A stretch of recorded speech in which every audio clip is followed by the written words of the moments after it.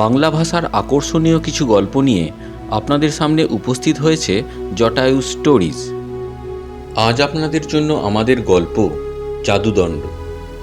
Making any kind of digital copy of this content which leads to piracy is a crime.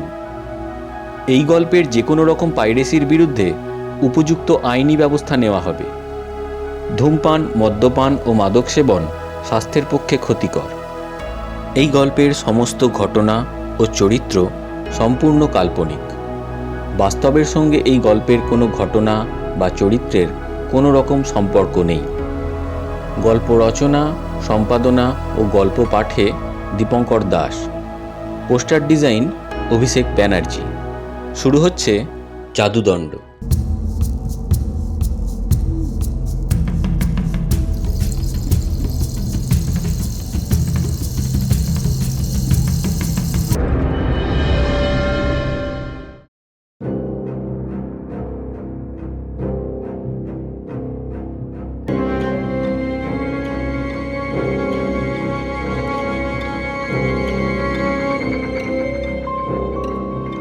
কলকাতার বিখ্যাত magician Shri Prabodhchandra সরকার তাঁর বাগবাজারের বাড়ির বৈঠকখানায় একটা সোফার ওপর চিন্তিত মুখে গালে হাত দিয়ে বসেছিলেন।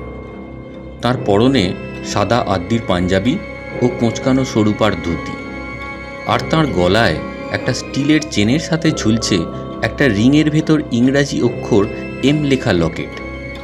ওনার সামনে একটা ছোট সেন্টার টেবিলের ওপর খোলা ছিল একটা ম্যাগাজিন, নাম বৃত্তালোক।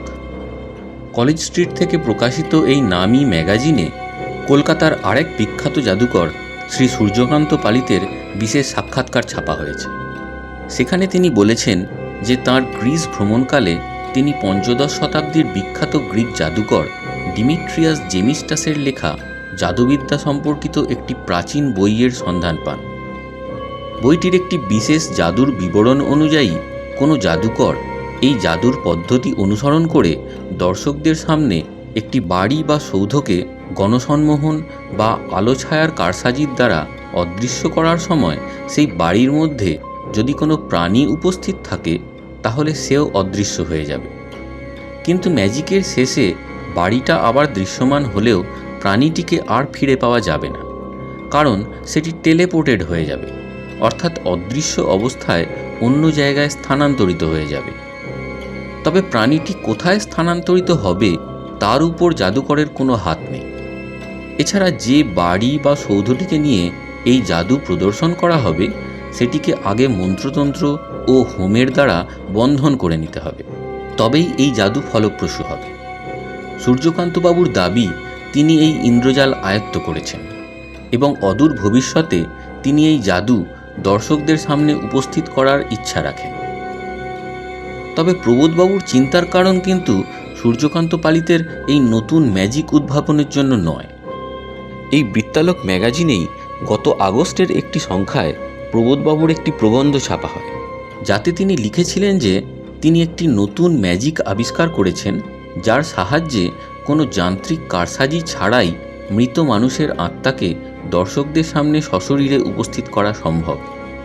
কিন্তু জাদুকর সূর্যকান্ত তাঁর এবারের সাক্ষাৎকারে প্রবোধবাবুর প্রবন্ধের বিরোধিতা করে বলেছেন যে এই ধরনের জাদু আধুনিক জগতে কোনোভাবেই প্রদর্শন করা সম্ভব নয়। এসব ম্যাজিক কালা জাদুর মধ্যে পড়ে এবং প্রবোধবাবু নিছক পাবলিসিটির জন্যই এই অসম্ভব জাদুর অবতারণা করেছেন।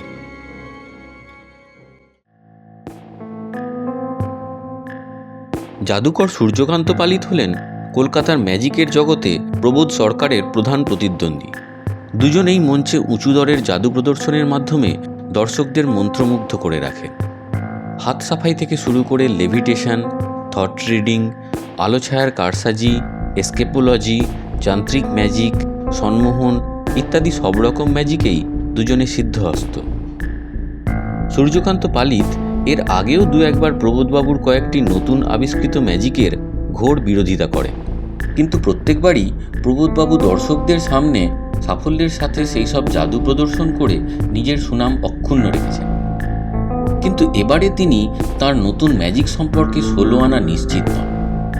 আসলে তিনি এই ম্যাজিকটি সম্পর্কে জানতে পারেন ত্রয়োদশ শতাব্দীর পারস্য দেশীয় জাদুকর জাহেদ আল গিলানির লেখা একটি প্রাচীন পুঁথি থেকে।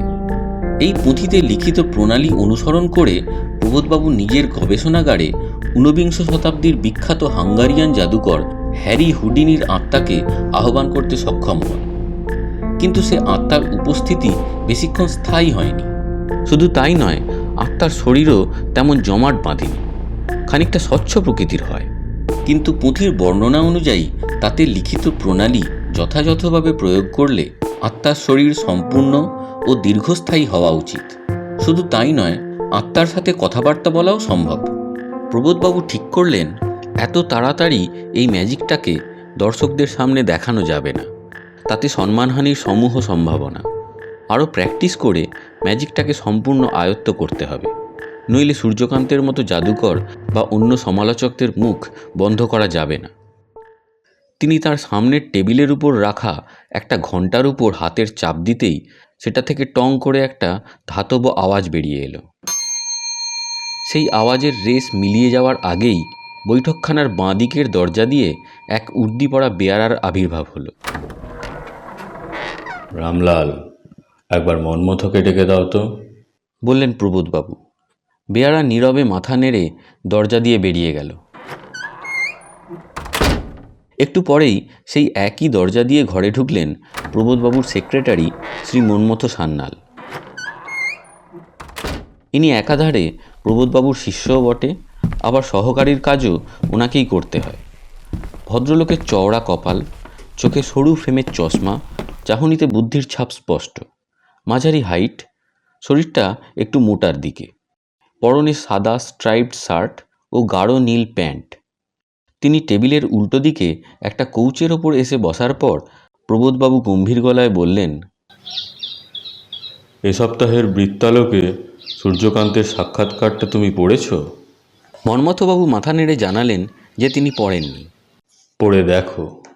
আলগিলানির পুঁথিতে যে জাদুটা আমি পেয়েছি, এ ছোকরা বলে কিনা সেটা ভাঁওতা। আজ 40 বছর ধরে আমি ম্যাজিকের সাধনা করে এসেছি। দেশ বিদেশের কত প্রাচীন জাদুবিদ্যা ইতিহাস খুঁড়ে আবিষ্কার করেছি। আমার এই সাধনা আর পরিশ্রমকে সম্মান জানানোর মতো জ্ঞান বা বুদ্ধি কোনোটাই আজকালকার এইসব উঠতি ম্যাজিশিয়ানদের মধ্যে নেই। যাকগে, আগে তুমি এটা পড়ো, তারপর বাকি কথা হবে, বললেন প্রবোধবাবু। মন্মথবাবু টেবিল থেকে ম্যাগাজিনটা হাতে তুলে নিয়ে আর্টিকেলটা পড়তে শুরু করলেন। মিনিট পাঁচেক পর পড়া শেষ হতে তিনি ম্যাগাজিনটা নামিয়ে রাখলেন টেবিলের উপর। তুমি বৃত্তালোকের অফিসে একটা ফোন করে দাও, বলো যে সূর্যকান্তের নতুন ম্যাজিক সম্পর্কে আমি কিছু বক্তব্য রাখতে চাই, আর দেখবে সেটা যেন পরের সংখ্যাতেই ছেপে বেরোয়, বললেন প্রবোধবাবু। মন্মথবাবু মাথা নেড়ে বললেন, ঠিক আছে স্যার, কিন্তু আলগিলানির এই নতুন ম্যাজিকটা কি আমাকেও শেখাবেন? নিশ্চয়ই নিশ্চয়ই, তোমাকে শেখাবার সাথে সাথে আমিও ম্যাজিকটা ভালোভাবে রপ্ত করে নেব। দেখলে তো আগের দিন কি হলো, কোথাও একটা কিছু ভুল হচ্ছে। আত্মার শরীর আরও স্পষ্ট ও দীর্ঘস্থায়ী করাটা প্রয়োজন, এবং পুঁথি অনুযায়ী সেটা সম্ভব। মন্মথবাবু আবার মাথা হেলিয়ে সম্মতি জানিয়ে বৈঠকখানা ছেড়ে বেরিয়ে গেলেন। প্রবোধচন্দ্র সরকারের বয়স 55 থেকে 60-এর মধ্যে। লম্বা সুদর্শন চেহারা। তিনি যখন মঞ্চে খেলা দেখান তখন দর্শক তার 10 আঙুলের কারসাজিতেই সম্মোহিত হয়ে থাকে। তবে তার সবচেয়ে জনপ্রিয় খেলা কিন্তু তিনি দেখান স্টেজের বাইরে, অপটিক্যাল ইলিউশন বা আলো ছায়ার কারসাজিতে, এবং গণসম্মোহনের দ্বারা তিনি বড় বড় ইমারতকে দর্শকদের সামনে থেকে অদৃশ্য করে দেন। দুটি পদ্ধতিতেই তিনি সমান পারদর্শী। অন্যদিকে সূর্যকান্ত পালিত বয়সে ওনার থেকে প্রায় 15 বছরের ছোট হলেও জাদুবিদ্যায় তিনিও কম যান না, এবং ওই একই জাদু অর্থাৎ ভ্যানিসিং অবজেক্টসের খেলা তিনিও দেখিয়ে থাকেন। তবে সেটা শুধুই অপটিক্যাল ইলিউশনের দ্বারা। গণসম্মোহনের দ্বারা এই খেলা দেখানোয় তিনি খুব একটা সফল নন, আর এইখানেই এগিয়ে প্রবোধ সরকার। বৃত্তালোক ম্যাগাজিনে সূর্যকান্তবাবুর সাক্ষাৎকার ছেপে বেরোবার 5 দিন বাদেই উনি প্রায় 700 দর্শকের চোখের সামনে কলকাতার উপকণ্ঠে অবস্থিত সুবিশাল সেন্ট সেবাস্টিয়ান চার্চকে অদৃশ্য করে দেখালেন। ম্যাজিক শুরু করার আগে তিনি প্রায় 1 ঘন্টা ধরে চার্চের বাইরের চত্বরে আগুন জ্বালিয়ে হোম ও মন্ত্রপাঠ করলেন। সবার পক্ষে সেই মন্ত্রের অর্থ উদ্ধার করা সম্ভব হলো না, কারণ মন্ত্রটি উনি পাঠ করলেন প্রাচীন গ্রিক ভাষায়। তারপর তিনি একটি কুকুরকে চার্চের মধ্যে রেখে এলেন। তারপর শুরু করলেন তার ম্যাজিক শেষ হতে সেন্ট সেবাস্টিয়ান চার্চ আবার দর্শকদের চোখের সামনে দৃশ্যমান হলো। কিন্তু চার্চের ভিতরে ও বাইরে অনেক খুঁজেও কুকুরটিকে পাওয়া গেল না। চার্চের বাইরে থাকা কর্মচারীরাও নিশ্চিত করে বলল যে তারা কোনো কুকুরকে বাইরে আসতে দেখেনি, অথবা কোনো বাক্স বা সেরকম কোনো কিছু নিয়ে কাউকে চার্চের ভিতর থেকে বাইরে নিয়ে যেতেও দেখেনি। উপস্থিত দর্শক মণ্ডলীর মধ্যে অনেক সাংবাদিক ও গণ্যমান্য ব্যক্তিরা ছিলেন। সবাই সূর্যকান্তবাবুর ম্যাজিকের ভূয়সী প্রশংসা করলেন। এনাদের মধ্যে একজন সাংবাদিক সূর্যকান্তবাবুকে জিজ্ঞাসা করলেন যে ওনার ম্যাজিকের ফলে কুকুরটার কি হলো, কোথায় গেল সে?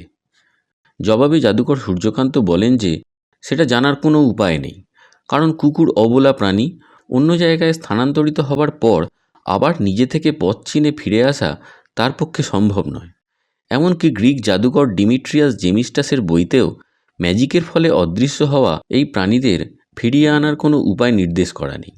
তবে মানুষ হলে হয়তো সে ফিরে আসতেও পারে, যদি না এমন কোনো জায়গায় গিয়ে পড়ে যেখান থেকে ফিরে আসা কঠিন, যেমন কোনো অজানা দ্বীপ, সমুদ্র, গভীর জঙ্গল অথবা মরুভূমি ইত্যাদি। তবে জেমিস্টারের বইতে শুধু প্রাণীর কথাই উল্লেখ করা আছে, মানুষের কথা নয়।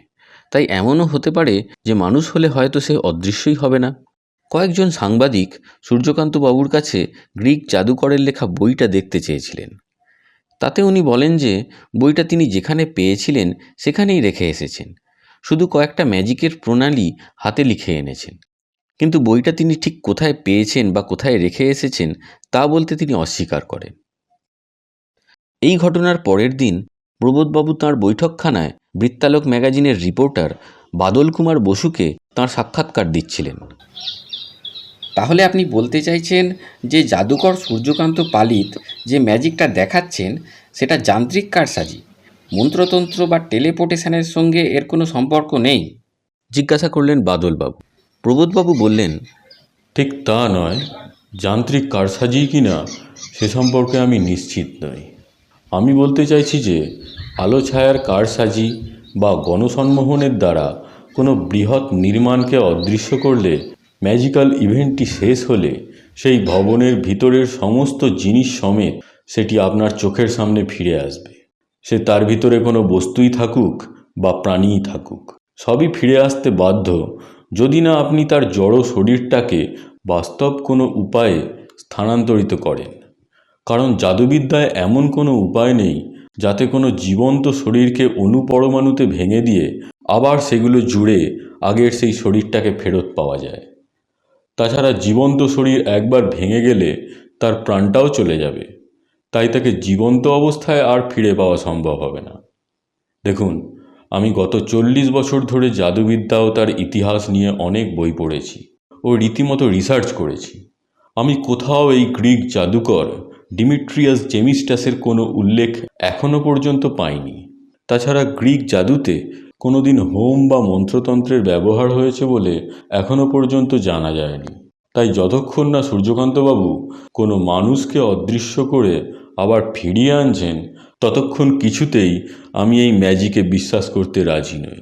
কারণ কোনো প্রাণীকে যদি উনি ফিরিয়েও আনেন, সে তো আর বলতে পারবে না যে সে সত্যিই টেলিপোর্টেড হয়েছিল, নাকি তাকে অন্য কোনোভাবে ওই বাড়ির ভিতর থেকে অন্য কোথাও নিয়ে যাওয়া হয়েছিল।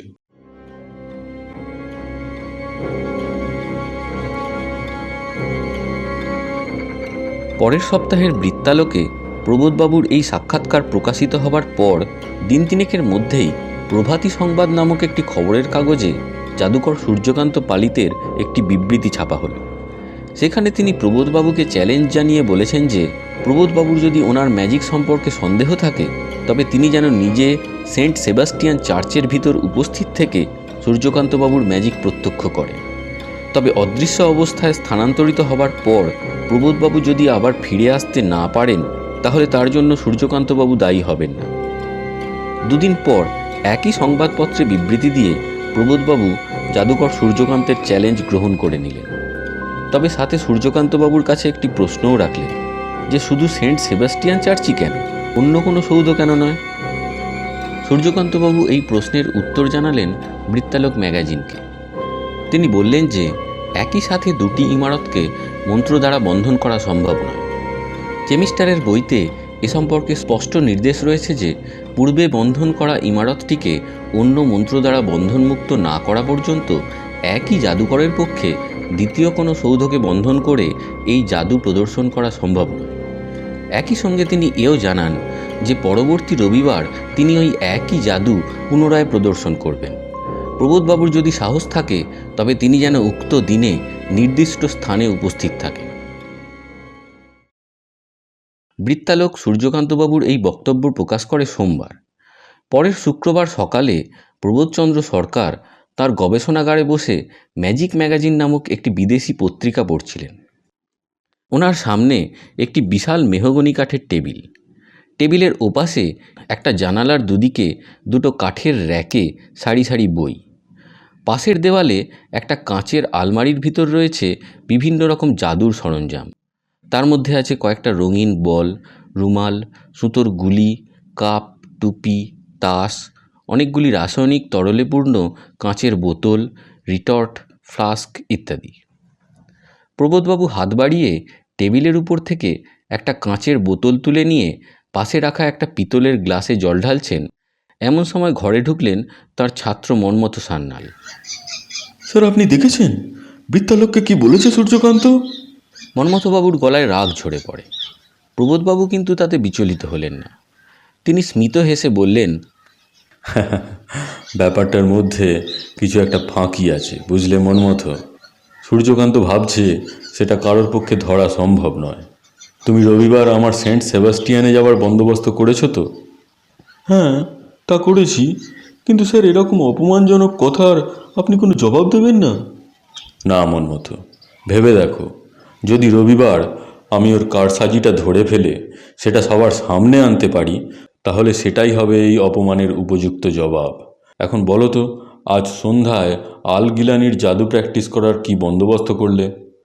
আগে চীনামাটির পাত্র, সোডিয়াম টার্টারেটের গুঁড়ো, গাওয়া ঘি, চিমটে, পার্সিয়ান জামেহে কাপড়ের টুকরো ইত্যাদি প্রায় সবই প্রস্তুত করে আমি ওই বাক্সটার মধ্যে রেখেছি।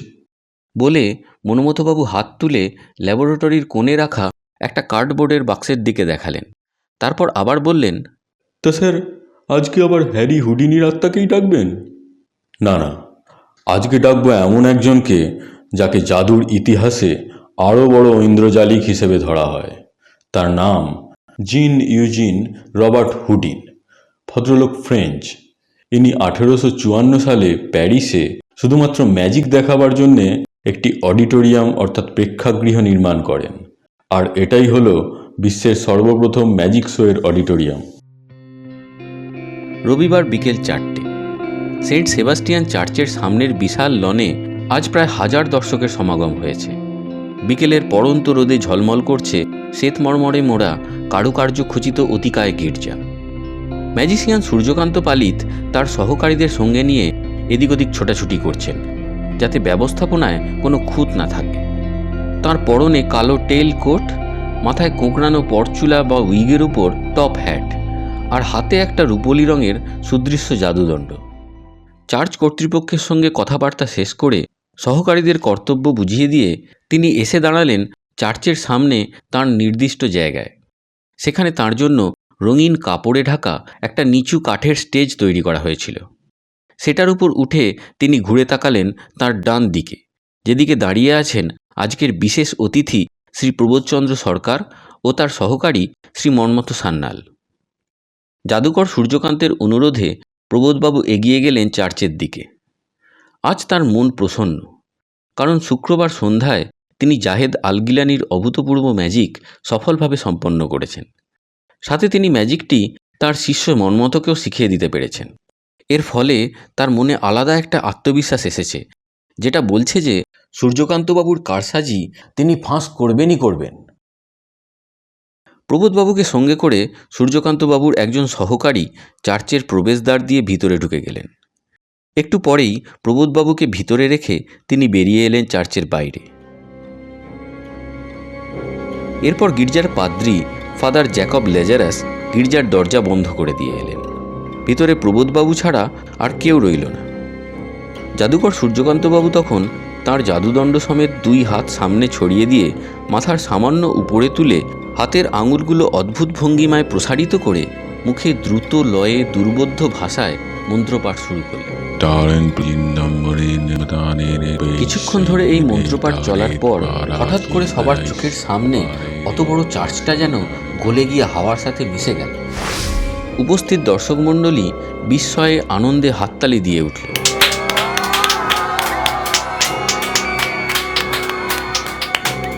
তারপর জাদুকর তার হাত দুটো মাথার উপর থেকে দুপাশে খানিকটা নামিয়ে এনে আগের মন্ত্রের মতো একই ছন্দে কিন্তু অন্য সুরে আরেকটি মন্ত্রপাঠ আরম্ভ করলেন।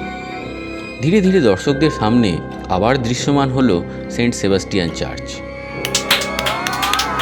আবার হাততালির ঝড় বয়ে গেল। চারিদিক থেকে অসাধারণ, অভিনব, সুপারব ইত্যাদি বিশেষণের বন্যা বয়ে যেতে লাগলো।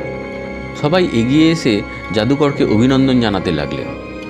এরই মধ্যে সূর্যকান্তবাবুর সামনে এসে দাঁড়ালেন মন্মথ সান্যাল। বললেন, অভিনন্দন স্যার, অভিনন্দন। অসাধারণ আপনার হাত যশ। চলুন তাহলে এবার দেখা যাক সরকার স্যার কি করছেন। সূর্যকান্তবাবুর অনুরোধে ফাদার ল্যাজারাস এগিয়ে গেলেন চার্চের দিকে। অন্যরা ওনাকে অনুসরণ করলেন। চার্চের সামনে এসে ফাদার দরজা খুলে ভিতরে ঢুকলেন। পিছনে পিছনে ঢুকলেন সূর্যকান্তবাবু, মন্মথবাবু ও অন্যরা। চার্চের ভিতর একটু এগিয়েই ফাদার ল্যাজারাস থমকে দাঁড়ালেন। ভেতরে তো কেউ নেই। খাঁ খাঁ করছে গির্জার বিশাল হলঘর। সূর্যকান্তবাবুর নির্দেশে তাঁর যে সহকারী প্রবোধবাবুকে চার্চের ভিতরে রেখে গিয়েছিলেন, তিনি এগিয়ে এসে সেই বেঞ্চটা দেখিয়ে দিলেন যেখানে প্রবোধবাবু বসেছিলেন। গির্জার হলঘরে শেষ প্রার্থনা হয়েছিল গত রবিবার। ফলে এই 1 সপ্তাহে বেঞ্চগুলোর উপর হালকা ধুলোর আস্তরণ পড়েছিল। সকলেই বেঞ্চের উপর প্রবোধবাবুর বসার ছাপ দেখতে পেল। এরপর ফাদার ল্যাজারাস চার্চের কর্মচারীদের নিয়ে প্রবোধবাবুকে গির্জার ভিতর খুঁজতে শুরু করলেন। কিন্তু অনেকক্ষণ ধরে তন্ন তন্ন করে খুঁজেও ওনাকে পাওয়া গেল না। আরও কিছুক্ষণ খোঁজার পর ফাদার ল্যাজারাস ঘোষণা করলেন যে প্রবোধবাবু গির্জার মধ্যে নেই। এরপর গির্জা সংলগ্ন বাগানেও খোঁজা হলো, কিন্তু প্রবোধবাবু যেন কর্পূরের মতো উবে গেছেন। কোথাও ওনাকে খুঁজে পাওয়া গেল না। সূর্যকান্তবাবুর ইন্দ্রজাল প্রদর্শনী অনুষ্ঠানের নিরাপত্তার দায়িত্বে ছিলেন স্থানীয় থানার দারোগা রূপেন কর্মকার। ওনার সাথে কয়েকজন কনস্টেবলও উপস্থিত ছিল। দারোগা রূপেনবাবু তাদের সঙ্গে নিয়ে সারা গির্জা আবার খুঁজে দেখে নিশ্চিত হলেন যে গির্জা চত্বরে প্রবোধবাবু নেই। মন্মথবাবু তখনই প্রবোধবাবুর মোবাইল নম্বরে কল করলেন। দেখা গেল ওনার মোবাইল সুইচ অফ করা আছে। দারোগাবাবু এই ব্যাপারে সূর্যকান্তবাবুর মতামত জানতে চাইলে তিনি বললেন যে প্রবোধবাবু নিশ্চয়ই এমন কোনো জায়গায় গিয়ে পড়েছেন যেখানে মোবাইলের নেটওয়ার্ক নেই। ফলে উনি আমাদের সাথে যোগাযোগ করতে পারছেন না। কিছুক্ষণ অপেক্ষা করলে হয়তো ওনার সাথে যোগাযোগ করা যাবে। কিন্তু ঘন্টা 2 কেটে যাবার পরও যখন প্রবোধবাবু ফিরে এলেন না বা ফোনেও ওনাকে পাওয়া গেল না, তখন দারোগাবাবু আবার গিয়ে ধরলেন সূর্যকান্তবাবুকে। উনি বললেন যে প্রবোধবাবু নিশ্চয়ই এমন কোথাও গিয়ে পড়েছেন যেখানে শুধু মোবাইল নেটওয়ার্কই নয়, পরিবহনের কোনো ব্যবস্থাও নেই বা যোগাযোগ ব্যবস্থা খুবই খারাপ। সূর্যকান্তবাবুর মনে হয় প্রবোধবাবুকে আরও কিছুক্ষণ সময় দিতে হবে। কিন্তু দারোগা রূপেন কর্মকার এই উত্তরে সন্তুষ্ট হতে পারলেন না। তিনি গির্জার ভিতর আবার খুঁজে দেখলেন যদি কোনো গুপ্ত দরজা বা সুড়ঙ্গের সন্ধান পাওয়া যায়, কিন্তু কিছুই পাওয়া গেল না। তখন তিনি মন্মথবাবুকে বললেন থানায় গিয়ে রিপোর্ট করতে। মন্মথবাবু দারোগাবাবুর সাথে থানায় গিয়ে প্রবোধবাবুর নামে মিসিং ডায়েরি করলেন। বিখ্যাত ম্যাজিশিয়ানের হারিয়ে যাওয়ার খবরটা ছড়িয়ে পড়তে দেরি হলো না। চারিদিকে হইচই পড়ে গেল। বিভিন্ন খবরের কাগজ ও ম্যাগাজিনে প্রবোধবাবুর অন্তর্ধান নিয়ে লেখালেখি হতে লাগলো। পুলিশের দিক থেকেও বিভিন্ন জায়গায় খোঁজাখুঁজি চলতে লাগলো, কিন্তু প্রবোধবাবুকে কোথাও খুঁজে পাওয়া গেল না। এই ঘটনায় মন্মথবাবু যেন দিশাহারা হয়ে গেলেন। এখনও যে তার অনেক কিছু শেখার বাকি। তাছাড়া অনেক ভাগ্য করলে প্রবোধবাবুর মতো গুরু পাওয়া যায়। প্রবোধবাবুর সহকারী হিসেবে কাজের সুবিধার জন্য উনি প্রবোধবাবুর বাগবাজারের বাড়িতেই থাকতেন। ওই বাড়িতে প্রবোধবাবু আর উনি ছাড়া থাকতেন শুধু প্রবোধবাবুর স্ত্রী ও ছোট ছেলে। ছেলেটি কলেজে পড়ে। ওনার বড় ছেলে কর্মসূত্রে বিদেশে। মনমথবাবু ঠিক করেছিলেন যে প্রবোধবাবু যতদিন না ফিরে আসছেন ততদিন তিনি চাকদহে তার নিজের বাড়িতে গিয়ে থাকবেন, আর সেখান থেকেই তার ম্যাজিকের চর্চা চালিয়ে যাবেন। কিন্তু প্রবোধবাবুর স্ত্রী ওনাকে তাঁদের বাড়িতে থাকতেই অনুরোধ করলেন। মনমথবাবুও ভাবলেন যে জাদুবিদ্যার সরঞ্জাম ও যন্ত্রপাতি সবই তো এখানেই আছে, যদিও সেগুলোর মধ্যে তার নিজস্ব জিনিস খুবই কম, তবুও সেগুলোকে বাড়িতে বয়ে নিয়ে যাওয়ারও কষ্ট আছে। তার চেয়ে বরং গুরুপত্নীর কথা মেনে নিয়ে এখানে থাকলেই কাজের সুবিধা হবে। তাছাড়া সেন্ট সেবাস্টিয়ান গির্জায় প্রবোধবাবু যে বেঞ্চে বসেছিলেন তার আশেপাশের মেঝেতে অনেকগুলো পায়ের ছাপ পড়েছিল। দারোগা রূপেন কর্মকার বা অন্য কেউ সেটা লক্ষ্য না করলেও মনমথবাবু ঠিকই দেখেছিলেন। কেউ পরিকল্পিতভাবে প্রবোধবাবুর কোনো ক্ষতি করেনি তো? মনমথবাবু মনে মনে তার কর্তব্য স্থির করলেন।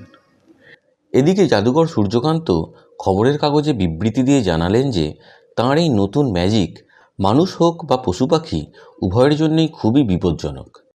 তাই তিনি এই খেলা আপাতত স্থগিত রাখতে চান। তিনি তার মূল ম্যাজিক অর্থাৎ আলো ছায়ার কারসাজিতে সৌধ অদৃশ্য করার খেলা অবশ্যই দেখাবেন, কিন্তু সেই সব বাড়ির ভিতর কোনো মানুষ বা প্রাণীকে তিনি থাকতে দেবেন না। তাঁর এই বিবৃতির ফলে মানুষের মধ্যে মিশ্র প্রতিক্রিয়ার সৃষ্টি হলো। কেউ বলল উনি ঠিকই করেছেন, জাদুর খেলা দেখাতে গিয়ে যদি মানুষ বা পশু প্রাণীর নিখোঁজ হবার আশঙ্কা দেখা দেয় তাহলে সেরকম জাদু না দেখানোই ভালো। আবার কেউ বলল অসাধারণ একটা ম্যাজিক থেকে জনসাধারণ বঞ্চিত হলো, এতে শিল্পেরই ক্ষতি। প্রবোধবাবু অদৃশ্য হবার সপ্তাহখানেক বাদে ওনার বাগবাজারের বাড়ির বৈঠকখানায় একটা সোফায় বসে মনমথবাবু খবরের কাগজ পড়ছিলেন। পড়তে পড়তে একটা খবরে দেখলেন যে আগামী শনিবার সূর্যকান্তবাবু তাঁর বাড়ি অদৃশ্য করার জাদু অর্থাৎ ম্যাজিক অফ ইনভিজিবল স্ট্রাকচার্স আবার দেখাতে চলেছেন, সেই একই জায়গায় অর্থাৎ সেন্ট সেবাস্টিয়ান চার্চে। ইতিমধ্যেই প্রায় 500 টিকিট বিক্রি হয়ে গেছে এবং আশা করা যাচ্ছে যে আরও 1000খানেক টিকিট বিক্রি হবে। খবরটা পড়ে মনমথবাবু একটু আনমনা হয়ে গেলেন। তারপর খবরের কাগজটা সামনের একটা টেবিলের ওপর নামিয়ে রেখে উঠে পড়লেন। গেলেন দোতলায় প্রবোধবাবুর ল্যাবরেটরিতে। তারপর তিনি প্রবোধবাবুর কাছে শেখা তাঁর শেষ ম্যাজিকটি অনুশীলন করার প্রস্তুতি নিতে শুরু করলেন। প্রয়োজনীয় সমস্ত জিনিসপত্র সংগ্রহ করার পর মনমথবাবু ল্যাবরেটরির মেঝে একটা আসন পেতে তার উপর বসে সামনে একটা চীনামাটির পাত্র রাখলেন। তার উপর খানিকটা সোডিয়াম টার্টারেটের গুঁড়ো, 2 চামচ ঘি ও আরও অন্যান্য কয়েকটা জিনিস দিয়ে দেশলাই জেলে আগুন ধরিয়ে দিলেন। পাত্র থেকে ধোঁয়া উঠতে শুরু করতেই মনমথবাবু প্রাচীন আরবি ভাষায় একটি মন্ত্র পড়তে শুরু করলেন, যা তার গুরুর কাছে শেখা। মিনিট 2 মন্ত্রোচ্চারণ করার পর সেই চীনামাটির পাত্রে তিনি যোগ করলেন ছোট্ট একটা জামেহে কাপড়ের টুকরো, আর সাথে সাথেই তার চোখের সামনে পাত্রের ধোঁয়া জমাট বেঁধে তৈরি হতে লাগলো এক মনুষ্য মূর্তি। আজ শনিবার মনমথবাবু দাঁড়িয়ে আছেন সেন্ট সেবাস্টিয়ান চার্চের সামনে। তার কাঁধে একটা শান্তিনিকেতনী ঝোলা। সূর্যের আলোয় চারিদিক ঝকঝক করছে, মৃদুমন্দ হাওয়া দিচ্ছে, শান্ত সুন্দর পরিবেশ। চার্চের মাঠে আজ তিল ধারণের স্থান নেই, ভিড়ে ভিড়াক্কার। চার্চের গেটের সামনে, গেট থেকে 5-6 গজ দূরে ছোট্ট একটা ফুটখানেক উঁচু স্টেজের উপর দাঁড়িয়ে আছেন সূর্যকান্ত পালিত, পুরোদস্তুর ম্যাজিশিয়ানের বেশে।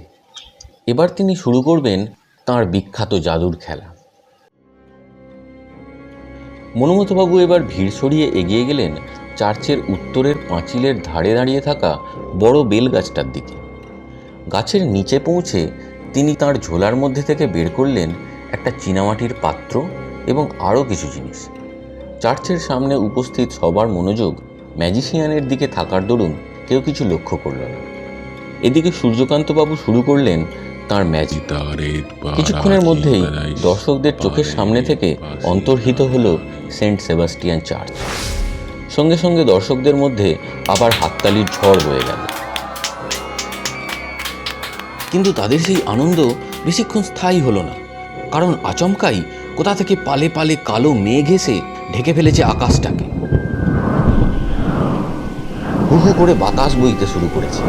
এই যেখানে ছিল সূর্যকরোজ্জ্বল মনোরম বিকেল, হঠাৎ করে সেখানে যেন রাত্রির আঁধার নেমে এসেছে। গাছের পাতায় শোঁ শোঁ শব্দ করে ছুটে চলেছে ঠান্ডা কনকনে ঝোড়ো হাওয়া। আর সেই হাওয়ায় চার্চের বাগানের বড় বড় গাছগুলো ভীষণভাবে দুলতে শুরু করেছে। উপস্থিত দর্শকদের মধ্যে থেকে বিস্ময় মিশ্রিত একটা গুঞ্জনধ্বনি ভেসে এলো। কিন্তু কয়েক মুহূর্তের মধ্যেই তাদের সেই বিস্ময় পরিবর্তিত হলো আতঙ্ক। কারণ হাওয়ার সাথে সাথে উত্তরের পাঁচিলের সেই বেলগাছটার দিক থেকে গলগল করে একরাশ ধূসর ধোঁয়া ছুটে আসছে চার্চের দিকে। কিন্তু সেটা হাওয়ার সাথে সাথে চার্চের বাগান অতিক্রম করে বেরিয়ে যাচ্ছে না, সেটা এসে জড়ো হচ্ছে অদৃশ্য হয়ে যাওয়া চার্চের জায়গায়। আর সেখানে তৈরি হচ্ছে ধোঁয়ায় গড়া বিশাল এক মূর্তি। মাঝে মাঝে দমকা বাতাসে ধোঁয়ার কুণ্ডলিটা ছিঁড়ে ছিঁড়ে যাচ্ছে, বেরিয়ে যেতে চাইছে মূর্তি ছেড়ে। কিন্তু কিসের যেন অদৃশ্য আকর্ষণে আবার এসে জমা হচ্ছে ঠিক সেই জায়গায়, আকার দিচ্ছে মূর্তিটাকে। মূর্তিটা সম্পূর্ণ হতে জনতার মধ্যে আবার গুঞ্জন উঠল। সূর্যকান্তবাবুও সেদিকে মুখ তুলে অবাক হয়ে চেয়েছিলেন। এবারে তাঁর হাত থেকে রূপোলি জাদুদণ্ডটা খসে পড়ল। ওনার দুচোখে আতঙ্ক আর অবিশ্বাস, সারা শরীর ভয় থরথর করে কাঁপছে। আর দাঁড়িয়ে থাকতে পারলেন না সূর্যকান্তবাবু, হাঁটু গেড়ে বসে পড়লেন স্টেজের উপরে। কারণ ধোঁয়ায় গড়া মূর্তিটা যার রূপ নিয়েছে তিনি আর কেউ নয়, সূর্যকান্তবাবুর প্রতিদ্বন্দ্বী শ্রী প্রবোধচন্দ্র সরকার। এবার সেই মূর্তির সামনে ধীরে ধীরে এসে দাঁড়ালেন মন্মথ সান্যাল। ঝড়ের শব্দ ছাপিয়ে শোনা গেল তার গম্ভীর গলা। বলুন স্যার, কে আপনাকে খুন করেছে? সবার সামনে দেখিয়ে দিন আপনার হত্যাকারীকে। ধোঁয়ায় গড়া সেই মূর্তির ডান হাতটা আস্তে আস্তে উপরের দিকে উঠে এলো, তার হাতের তর্জনীটা সামনের দিকে বাড়ানো। আর সেটা নির্দেশ করছে সামনে স্টেজের উপর হাঁটু গেড়ে বসে থাকা সূর্যকান্তবাবুর দিকে। সূর্যকান্তবাবু মাথা নিচু করে দু হাতে মুখ চাপা দিলেন। এবার প্রবোধবাবুর হাতটা আস্তে আস্তে নিচের দিকে নেমে এলো। এবারে তিনি ইঙ্গিত করছেন চার্চের মেঝের দিকে। আর ঠিক তখনই চার্চের মাথার উপর মেঘের মধ্যে বিদ্যুৎ ঝলসে উঠল। একটা কান ফাটা শব্দের সাথে সেখান থেকে আলোর একটা তীব্র রেখা সোজা নেমে এলো চার্চের মেঝের উপর। সঙ্গে সঙ্গে চড়চড় শব্দ করে ফেটে গেল চার্চের শ্বেত পাথরের মেঝের একটা অংশ। আর অমনি একটা দমকা হাওয়া এসে প্রবোধবাবুর ধোঁয়ায় গড়া মূর্তিটাকে যেন এক ধাক্কায় সেখান থেকে সরিয়ে নিয়ে গেল। হঠাৎ করে আকাশের মুখ ভার করা কালো মেঘগুলো যেন কোথায় হারিয়ে গেল। ঝোড়ো বাতাসটাও থেমে গেল তক্ষুনি। আর তখনই সবার চোখের সামনে আবার দৃশ্যমান হলো সেন্ট সেবাস্টিয়ান চার্চ। চার্চের দেখা পেতেই তার ভিতরে দৌড়ে গেলেন মন্মথবাবু। তাঁকে হন্তদন্ত হয়ে অনুসরণ করলেন ইন্সপেক্টর রূপেন কর্মকার আর ফাদার ল্যাজারাস। ভেতরে ঢুকে সবাই দেখল চার্চের মেঝের একটা বিশাল শ্বেত পাথরের স্ল্যাব ভেঙে দুটুকরো হয়ে পড়ে আছে, আর তার তলা থেকে ভীষণ পচা গন্ধ উঠছে। রূপেনবাবু তখনই তার কনস্টেবলদের নিয়ে পাথরের টুকরোগুলো সরাতেই নিচে দেখা গেল বিশাল একটা গর্ত। সেই গর্তের মধ্যে পড়ে আছে দুটো কুকুরের সাইজের কঙ্কাল, আর তার পাশেই পড়ে আছে একটা পচা গলা মানুষের মৃতদেহ। মৃতদেহের গলায় একটা সরু স্টিলের চেন থেকে ঝুলছে গোলাকার রিংয়ের ভেতর এম লেখা একটি লকেট। কঙ্কালগুলো আর প্রবোধবাবুর মৃতদেহটাকে গর্ত থেকে তোলার জন্য কনস্টেবলদের নির্দেশ দিয়ে রূপেনবাবু যখন বাইরে এলেন, সূর্যকান্তবাবু তখনও মাথা নিচু করে স্টেজের উপরেই হাঁটু গেড়ে বসেছিলেন। রূপেন কর্মকার এগিয়ে গিয়ে ওনার কাঁধে হাত রেখে বললেন, চলুন স্যার, এবার আপনাকে থানায় যেতে হবে। জাদুর খেলায় প্রবোধবাবু আপনাকে হারিয়ে দিয়েছেন। পেছন থেকে মন্মথবাবু এগিয়ে এলেন সেদিকে, বললেন, স্যারের যে ম্যাজিকটা আপনারা আজ আমার হাতে দেখলেন, সেটা আমি কদিন আগেও করেছিলাম স্যারের ল্যাবরেটরিতে। আর ওনার আত্মাকেই ডেকেছিলাম, কারণ সূর্যকান্তবাবুর জাদু সম্পর্কে স্যারের মতামত থেকেই আমার ধারণা হয়েছিল যে উনি হয়তো আর জীবিত নেই। উনি সেদিন এসেও ছিলেন আজকেরই মতো। আমাকে নির্দেশ দিয়েছিলেন ওনার জাদু যেন আমি আজকের দিনে ঠিক এইখানে সর্বসমক্ষে প্রদর্শন করি। আর বলেছিলেন কিভাবে আপনি ওনাকে হত্যা করেছিলেন, কিভাবে আপনার কিছু ভাড়া করা গুন্ডা চার্চে আপনার প্রথম ম্যাজিক শোয়ের আগের রাতে চার্চের দারোয়ানদের ঘুষ দিয়ে ভিতরে ঢুকে মেঝের পাথর তুলে নিচে গর্ত খুঁড়ে আবার পাথর চাপা দিয়ে রেখেছিল।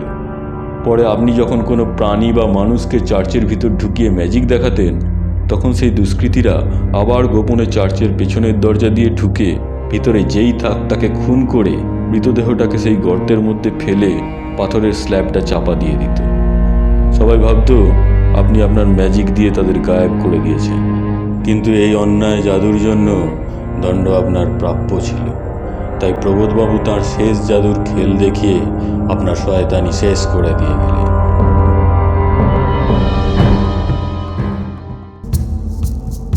শুনছিলেন জাদুদণ্ড। কিছুদিনের মধ্যেই আরও একটি আকর্ষণীয় গল্প নিয়ে আপনাদের সামনে উপস্থিত হবে জটায়ু স্টোরিজ।